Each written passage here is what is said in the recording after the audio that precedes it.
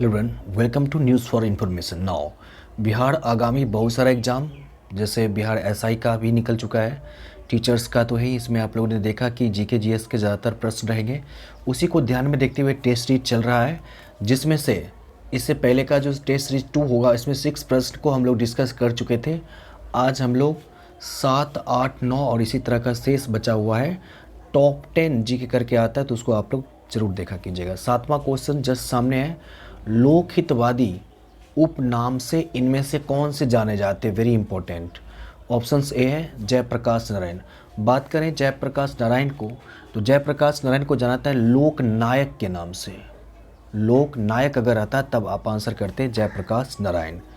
उसके बाद है बाल गंगाधर तिलक, इन्हें जाना जाता है लोकमान्य। लोकमान्य की टाइटल पदवी उपनाम दी गई है बाल गंगाधर तिलक को।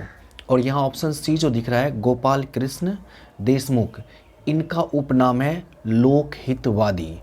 और डी ऑप्शन जो कर्पूरी ठाकुर देख रहा है, इनको उपनाम दिया गया है कर्पूरी ठाकुर के लिए जननायक। जननायक कर्पूरी ठाकुर, वेरी इंपॉर्टेंट। तो इसको आप लोग ध्यान रखिए, लोकहितवादी कहा गया है गोपाल हरि देशमुख को, very important. Okay, next question है 8वां। लॉर्ड कैनिंग कौन थे इनमें से? भारत के अंतिम गवर्नर जनरल या प्रथम वायसराय या दोनों? तो ये भारत के अंतिम गवर्नर जनरल और भारत के प्रथम वायसराय और प्रथम गवर्नर जनरल, इनमें से ऑप्शंस के अकॉर्डिंग अगर देख लें तो दोनों हो जाएगा। ये अंतिम गवर्नर जनरल भी थे और भारत के प्रथम वायसराय भी थे।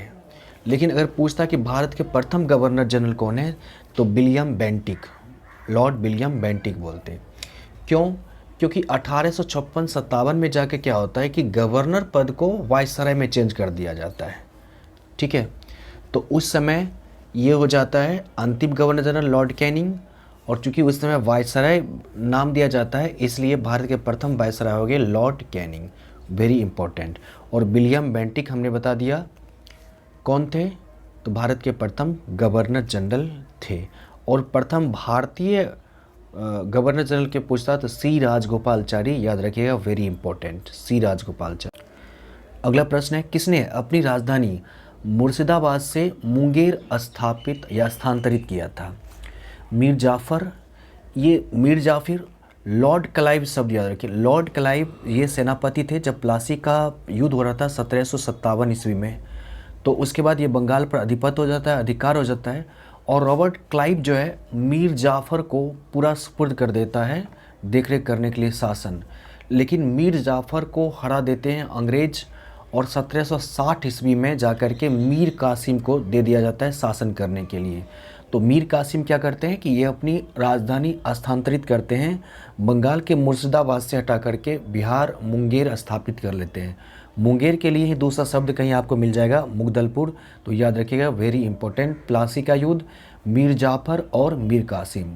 ठीक है, पहले मीर जाफ़र को बनाया जाता है रॉबर्ट क्लाइव के अंतर्गत, लेकिन बाद में अंग्रेज इसको हरा देता है जाफ़र को, और फिर कासिम को बनाया जाता है। और कासिम जो है राजधानी स्थानांतरित कर लेती है, मुर्शिदाबाद से मुंगेर स्थानांतरण कर लेते हैं। ओके, नेक्स्ट 10वां क्वेश्चन है सार्क में 8वां देश कौन सम्मिलित हुआ था? ऑप्शन जस्ट सामने है।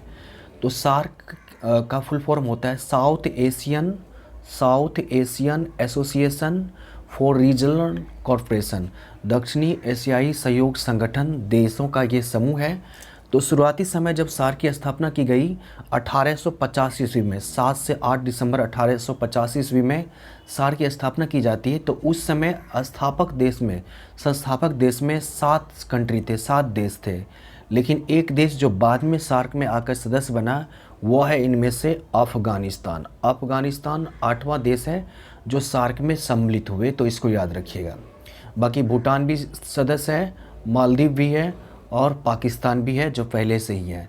इसमें म्यांमार नहीं होता। कई बार आपको प्रश्न रहेगा कि इनमें से कौन से कंट्री सार्क के सदस्य नहीं है, तो म्यांमार नहीं है, मालदीव है, भूटान है, अफ़गानिस्तान है, पाकिस्तान है, नेपाल है, श्रीलंका है, भारत है, ये सभी सार्क के मेंबर हैं। राइट।